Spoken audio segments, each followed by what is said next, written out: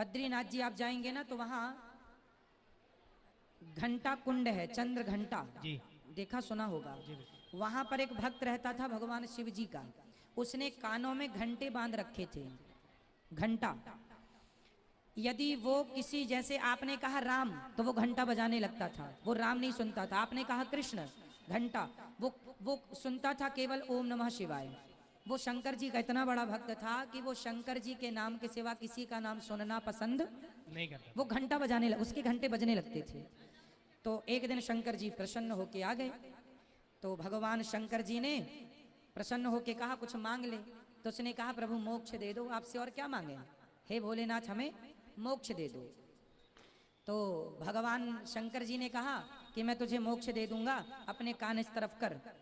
तो शंकर जी ने उनके कान में कहा श्रीमन नारायण या राम। शंकर जी राम नाम कहते हैं तब मोक्ष मिलता है। ये लिखा है रामचरितमानस में, जासु नाम बल शंकर काशी देत सबहि समगति अविनाशी। जी। काशी में मरने वाले व्यक्ति को शंकर जी उसके कान में राम मंत्र बोलते हैं तब उसकी सदगति होती है। तो शंकर जी ने कहा कि मैं तुझे मोक्ष नहीं दे सकता, मोक्ष देने का डिपार्टमेंट भगवान राम के पास है, नारायण के पास है, उनका नाम देता हूं, बोल राम। तो उसने घंटा बजाना शुरू कर दिया।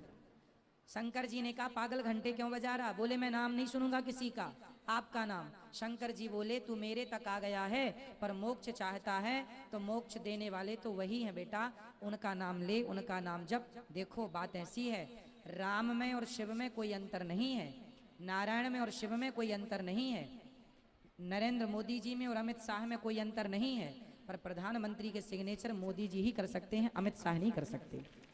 अर्थात मोक्ष तो नारायण ही दे सकते हैं। मोक्ष तो नारायण ही दे सकते हैं जी। हाँ।